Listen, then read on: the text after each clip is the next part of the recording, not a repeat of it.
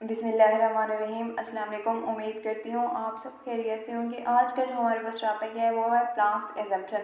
इसमें सबसे पहले हम ये देख लेते हैं जो हमारे पास प्लांक्स थे उन्होंने एनर्जी को किस तरीके से डिफाइन किया था और क्वांटा की डेफिनेशन किस तरीके से की थी और इनका रिलेशन क्या बताया था फ्रीक्वेंसी का एनर्जी के साथ। ओके हो गया। तो सबसे पहले वो कहते हैं इन 19 max Planck's founded a mathematical model resulting in an equation that describe the shape of a observed curves exactly. हमारे पास जो वो थे मैक्स प्लांक्स उन्होंने मतलब एक मैथमेटिकल मॉडल बनाया था जो इक्वेशन थी उनके रिजल्ट में। जो वो हमारे पास मैथमेटिकल मॉडल था वो क्या बताता था, वो उसकी शेप बताता था। जो हमारे पास कर्व्स थी जो एब्जर्व की गई कर्व्स उनकी एग्जैक्ट शेप क्या है वो उसको डिस्क्राइब करता था। ठीक है। तो जो हमारे पास प्लांक्स थे उन्होंने क्या कहा था, उन्होंने कहा था ये जो एनर्जी होती है जो रेडिएट होती है जो एब्जॉर्ब होती है किसी भी मतलब बॉडी में, तो वो एक पैकेट्स की फॉर्म में होती है। या रेडिएट अगर होना हो तब भी पैकेट्स की फॉर्म में होती है, अगर एब्जॉर्ब होना हो तब भी पैकेट्स में की फॉर्म में होती है। उन पैकेट्स को उन्होंने नाम दिया था क्वांटा का। ठीक है। पहले तो ये कंसेप्ट था ये एक कंटिन्यूस वेव है। उन्होंने कंटिन्यूस वेव की निस्बत क्या कहा था, ये क्वांटा होता है। ठीक है। डिस्क्रीट पैकेट्स जो होते हैं हमारे पास वो कहते हैं he suggest that energy is radiated और absorb in discrete packets called quanta rather than as a continuous wave. वही बात होगी जो अभी डिस्कस की है। Each quantum is associated with radiation of a single frequency. हर क्वांटम जो होता है ना उसकी एक सिंगल फ्रीक्वेंसी होती है हर क्वांटम की। The energy E of each quantum is proportional to its frequency. अब जो हर क्वांटा होता है या क्वांटम होता है उसकी जो एनर्जी होती है वो डायरेक्टली प्रोपोर्शनल होती है उसकी फ्रीक्वेंसी के साथ। यानी कि अगर कि कोई हमारे पास क्वांटम है उसकी फ्रीक्वेंसी जो है ना वो ज़्यादा हाई है तो हमारे पास क्या होगा, उसकी एनर्जी जो है ना वो भी हाई होगी। यहाँ पे देखिए लिखा हुआ है E directly proportional to F, यानी कि एनर्जी जो है ना वो डायरेक्टली प्रोपोर्शनल है किस चीज़ के, हमारे पास एफ के। अब जो डायरेक्ट रिलेशन है उसको ख़त्म करने के लिए क्या करेंगे हम, कांस्टेंट लगेंगे। कांस्टेंट क्या होगा, हमारे पास एच जो है ना उसको हम एज अ कांस्टेंट यूज़ कर लेते हैं। एच क्या है हमारे पास, प्लांक्स कांस्टेंट है। और ये मतलब जो कांस्टेंट होता है ना ये बेसिकली हमें क्या बताता है, ये हमें बेसिकली जो एनर्जी होती है वो किस नेचर की होती है। ठीक है, उसके बारे में बताता है। और जो एनर्जी होती है किसी भी फोटॉन की उसको रिलेट करता है उसकी फ्रीक्वेंसी के साथ, कि उसकी फ्रीक्वेंसी के साथ उसका रिलेशन क्या होता है। और इसकी जो वैल्यू होती है वो होती है हमारे पास 6.6260715 × 10⁻⁻34। ठीक है, जूल हर्ट्ज़। और इसका एक और यूनिट भी होता है हमारे पास जूल सेकेंड। वो किस तरीके से होता है उसको ड्राइव कर लेते हैं। एच इज इक्वल टू हमारे पास बनता होता है E/F। ठीक है, स्मॉल एफ यानी कि फ्रीक्वेंसी। तो अब जो हमारे पास एनर्जी के लिए जो यूनिट होता है वो जूल होता है। और हमारे पास जो फ्रीक्वेंसी होती है 1/सेकेंड। ठीक है, जब ऊपर जाएगा, अभी तो ये इन्वर्स में है, जब ऊपर जाएगा तो ये हमारे पास प्लस में आ जाएगा। ठीक है, इसलिए हमारे पास जो इसके दूसरे यूनिट होते हैं वो जूल सेकंड भी होते हैं, कह सकते हैं। ठीक है, जूल हर्ट्ज़ या फिर जूल सेकंड इसके यूनिट होते हैं हमारे पास जो प्लांक्स कांस्टेंट है।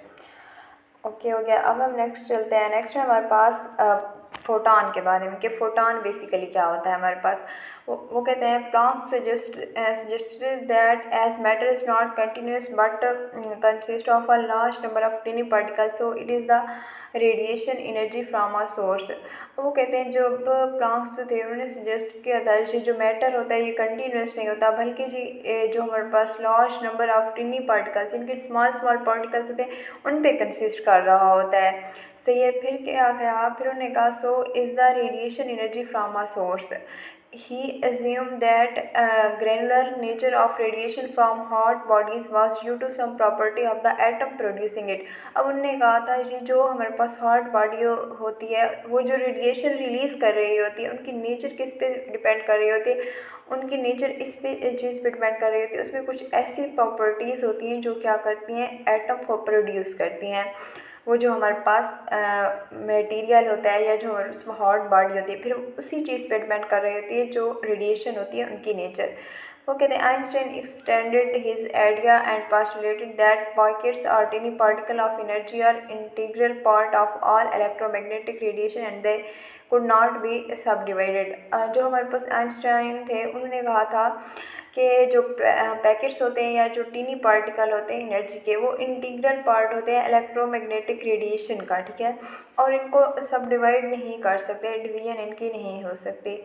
अब नेक्स्ट आइंस्टाइन फोटॉन थ्योरी क्या कहती थी ये देख लेते हैं। वो कहते हैं Einstein extended Planck's idea and postulated that energy consist light energy consist of packets or tiny bundles of electromagnetic energy. जो हमारे पास प्लैंक्स का आइडिया था उनको मज़ीद क्या क्या था, आइंस्टाइन ने एक्सटेंड किया था और एक मफरूज़ा दिया था, पोस्टुलेट कहते हैं मफरूज़े को दिया था। उन्होंने कहा था कि जो लाइट एनर्जी होती है ये टीनी पार्टिकल्स या जो पैकेट्स होते हैं उनकी फॉर्म में होती है।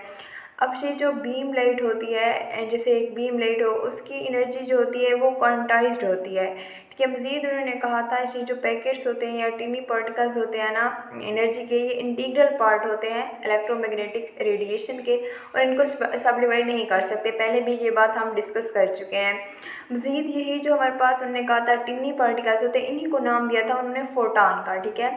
देखिए वो कहते हैं these in indivisible tiny particles are called photons. The beam of light with wavelength lambda consisting of stream of photon travelling at the speed C and carries energy hf। उन्होंने कहा जो बीम ऑफ लाइट होती है जिसकी wave length जो होती है ना वो लैम्डा होती है। अब जो बीम ऑफ लाइट होती है उसमें बेसिकली होता क्या, उसमें एक स्ट्रीम होती है फोटॉन की, फिर वो ट्रैवल करती हैं, उनकी जो स्पीड होती है वो स्पीड ऑफ लाइट के इक्वल होती है और उनकी एनर्जी होती है वो एनर्जी किस चीज़ के बराबर होती है, वो एनर्जी hf के बराबर होती है, यानी कि एनर्जी डायरेक्टली प्रोपोर्शन होगी हमारे पास फ्रीक्वेंसी के, ठीक हो गया। मज़ीद अब उन्होंने कहा फोटॉन के बारे में क्या कहा था ये देख लेते हैं। These indivisible tiny particles of energy he called photons, वही बात हो गई अभी हमने डिस्कस किया है। ये जो हमारे पास बीम ऑफ लाइट होती है जिसकी एक स्पेसिफिक वेव लेंथ होती है, इसमें बेसिकली हमारे पास क्या होता है, ये फोटॉन्स पे मुश्तमिल होती है, ठीक है। और जो होते हैं फोटॉन्स वो ट्रैवल कर रहे होते हैं स्पीड ऑफ लाइट के साथ और उनकी एनर्जी hf होती है, सही हो गया। अब ये जो हमारे पास थ्योरी ऑफ रिलेटिविटी मोमेंटम के बारे थी उनको उन्होंने रिलेट किया एनर्जी के साथ। अब आइंस्टाइन जो इक्वेशन बनी हमारे पास वो किस तरीके से थी, वो थी हमारे पास आइंस्टाइन इक्वेशन E=mc²। अब इसको रिलेट कर रहे हैं, ठीक है। तो अब क्या करेंगे, जो प्लैंक्स असम्पशन था E=hf, ये दो इक्वेशन है, एक तो है E=mc² और दूसरी है E=hf। इन दोनों को आपस में कंपेयर करते हैं तो देखते हैं क्या होता है। जब दोनों एनर्जी है, इस तरफ भी एनर्जी है और ये भी एनर्जी है, तो इन दोनों को बराबर कर देंगे तो क्या आएगा mc²hf, सही हो गया। अब यहाँ पे हमारे पास क्या होगा, एक c को इधर डिवाइड कर देंगे और इधर भी, तो ये आपस में एक c कैंसिल हो जाएगा, बाकी एक mc बच जाएगा और hf ओवर हमारे पास c बच जाएगा। अब ये जो mc होता है ये किस चीज़ के बराबर होता है, ये मोमेंटम के बराबर होता है, ठीक है। P हम लिखते होते हैं mc। तो अब यहाँ पे जो हमारे पास mc है इसकी जगह पे हम P लिख देंगे F/c, ये सेम हमारे पास आएगा। हमारे पास एक इक्वेशन है V F लैम्डा। अब ये V क्या है, हमारे पास स्पीड है तो इसको हम C में लिख लेते हैं, C F लैम्डा, ठीक है। अब क्या करेंगे, अब हमारे पास जो फ्रीक्वेंसी है इसकी वैल्यू अगर निकालना चाहे तो क्या आएगी, C/लैम्डा, ठीक हो गया। अब यहाँ पे ये जो फ्रीक्वेंसी थी तो यहाँ पे अब इसकी जगह पे C/लैम्डा पुट कर देंगे तो हमारे पास क्या आ जाएगा, hc/c लैम्डा आ जाएगा, ठीक हो गया। अब ये जो c है ये आपस में कैंसिल आउट हो जाएंगे तो बाकी क्या बच जाएगा, बाकी बच जाएगा हमारे पास h/लैम्डा। तो हमारे पास क्या आया, जो मोमेंटम है फोटॉन का वो किस चीज़ के बराबर आया, वो बराबर आया P=h/लैम्डा, ठीक हो गया। जब दोनों इक्वेशन को कंपेयर किया तो हमारे पास ये इक्वेशन बनी। अब हमारे पास जो एनर्जी है और मोमेंटम है फोटॉन का उनको आपस में रिलेट करते हैं। हमारे पास एनर्जी का फार्मूला होता है E=mc²। और हमारे पास यहाँ पे अगर C को मतलब 2 C है तो इन दोनों को अगर अलग अलग कर दिया जाए, यानी कि E=mc को ब्रैकेट में रख दिया जाए और C बाहर निकाल दिया जाए, तो ये चीज़ तो सेम ही रहेगी। ठीक है, अब ये यहाँ पे जो mc है इसकी जगह पे हम क्या करेंगे, P की वैल्यू पुट कर देंगे, तो हमारे पास क्या आ जाएगा, एनर्जी हमारे पास बराबर आ जाएगी E=pc। ये अब हमारे पास रिलेशन आ गया, जो फोटॉन था उनकी एनर्जी और उसकी हमारे पास जो मोमेंटम था उनके दरमियान रिलेशन आ गया है, ये वाला E=mc pc सॉरी। अब यहाँ पे देखिए हमारे पास डिफरेंट तरह की रेज दी हुई हैं और इनकी एक फ्रीक्वेंसी भी है और स्पेसिफिक हमारे पास वेवलेंथ भी है। अब हमारे पास कौन कौन सी हैं, गैमा रेज है एक तो, ठीक है, फिर हमारे पास एक्स रेज है, अल्ट्रावायलेट रेज है। गैमा रेज जो होती है, ठीक है, उसकी फ्रीक्वेंसी देखिए मैक्सिमम है और उसकी जो वेव लेंथ है वो सबसे कम है हमारे पास, ठीक है, नेगेटिव में है तो नेगेटिव यहाँ पे कम होता है। इस तरीके से देखिए अगर एक्स रेज हैं, फिर अल्ट्रावायलेट रेज, इंफ्रारेड और माइक्रोवेव्स और शॉर्ट रेडियो वेव्स, टेलीविज़न और एफएम रेडियो, ये सारी अगर देखा जाए इनकी फ्रीक्वेंसी और जो हमारे पास वेव लेंथ है वो चेंज हो रही है, ठीक है, वेरी कर रही है। किस तरीके से, अब देखा जाए जो हमारे पास देखा जाए ये टेलीविज़न और एफएम रेडियो है, इनकी जो हमारे पास वेव लेंथ है वो ज़्यादा होती है, लेकिन इनकी जो हमारे पास फ्रीक्वेंसी है ये सबसे कम होती है। फ्रीक्वेंसी और जो वेव लेंथ है उनका हमारे पास जो रिलेशन है वो इन्वर्स होता है, यानी कि अगर फ्रीक्वेंसी ज़्यादा है तो हमारे पास उसकी वेव लेंथ जो है कम होगी। अब अगर देखा जाए गैमा रेज़ की हमारे पास फ्रीक्वेंसी कम है तो इसका मतलब है इसकी वेव लेंथ कम है, तो इसका मतलब है इसकी जो एनर्जी होगी और इसका जो हमारे पास फ्रीक्वेंसी होगी वो सबसे ज़्यादा होंगी और इसका मोमेंटम भी सबसे ज़्यादा होगा, क्योंकि एनर्जी, मोमेंटम और फ्रीक्वेंसी जो है ये हमारे पास इन्वर्स रिलेशन रखती हैं किसके साथ, लैम्डा के साथ, यानी कि वेवलेंथ के साथ। वेवलेंथ जितनी ज़्यादा, एनर्जी, मोमेंटम, फ्रीक्वेंसी उतनी कम। वेवलेंथ जितनी कम, एनर्जी, फ्रीक्वेंसी, मोमेंटम उतना ज़्यादा। अब गैमा रेज की देखी जाए तो फ्रीक्वेंसी तो हमारे पास 10⁻⁻13 है, लैम्डा है, और फ्रीक्वेंसी देखी जाए, फ्रीक्वेंसी हमारे पास आती है 10⁻⁻20 तक, ठीक है, 21 तक। तो देखिए इसकी जो फ्रीक्वेंसी है वो तो अब सबसे ज़्यादा है हमारे पास, तो इसकी एनर्जी जो होगी वो भी हमारे पास ज़्यादा होगी, क्योंकि एनर्जी और जो फ्रीक्वेंसी का रिलेशन होता है वो हमारे पास डायरेक्ट रिलेशन होता है। इस तरीके से हम कह सकते हैं हमारे पास एनर्जी, फ्रीक्वेंसी और मोमेंटम, ठीक है, इनका जो इन्वर्स रिलेशन होता है 1/1 तो लिख लिया लैम्डा, ठीक है। अब इसको देख लेते हैं, अभी भी ये बात डिस्कस की है हमने जहाँ पे एनर्जी, फ्रीक्वेंसी और हमारे पास था मोमेंटम। अब इनका इन्वर्स रिलेशन है किसके साथ, लैम्डा के साथ, यानी कि लैम्डा अगर ज़्यादा है तो ये हमारे पास क्या होंगी, कम होंगी, ठीक है, तीनों चीज़ें, एनर्जी भी, फ्रीक्वेंसी भी और मोमेंटम भी। अगर ये ज़्यादा होगा तो ये अगर कम होगा, ठीक है, तो ये फिर हमारे पास क्या होंगी, ज़्यादा होंगी, फ्रीक्वेंसी भी, एनर्जी भी और मोमेंटम भी, ठीक है।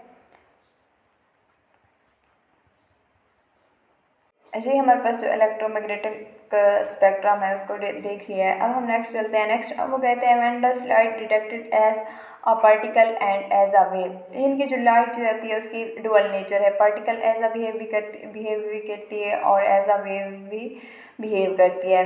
वो कहते हैं in electromagnetic spectrum at the high end gamma radiation with energy 1 megavolt is easily detected as a quantum. जो हमारे पास इलेक्ट्रोमैग्नेटिक स्पेक्ट्रम है उसमें जो हाई एनर्जी थी वो कौन सी थी, वो हमारे पास थी गैमा रेज, ठीक है, और उनकी एनर्जी क्या है, 1 मेगावोल्ट है, उसको इजीली डिटेक्ट हम कर सकते हैं।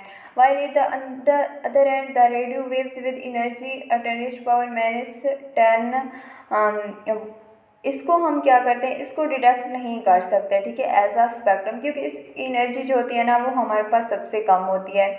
अब हमारे पास वो कहते हैं millions of photons are needed to detect a single signal and hence wave properties of radio wave dominate. अब जो हमारे पास बहुत सारे फोटॉन्स होते हैं उनको ज़रूरत होती है कि वो मतलब उनको डिटेक्ट किया जा सके सिग्नल के तौर पर, and hence wave properties of radio wave dominate. फिर क्या होती है, जो रेडियो वेव्स की प्रॉपर्टीज़ होती है वो डोमिनेट हो जाती है, वेव की जो प्रॉपर्टीज़ होती है एक रेडियो वेव वाली वो डोमिनेट हो जाती है।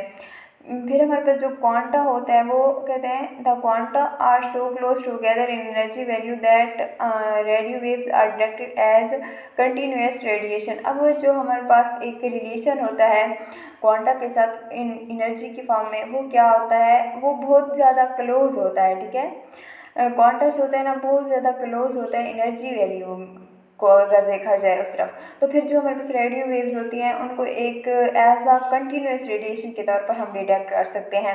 वो कहते हैं quantum effects are only important when observing atomic sized object. अब हमारे पास जो क्वांटम इफेक्ट्स हैं वो तब भी इम्पॉर्टेंट होते हैं जब हमारे पास जब ऑब्जेक्ट जो होता है वो मतलब एटॉमिक साइज वाला हो, बहुत छोटा हो। जो लार्ज ऑब्जेक्ट होते हैं उन पे से जो होता है इतना ज़्यादा सिग्निफिकेंट नहीं होता।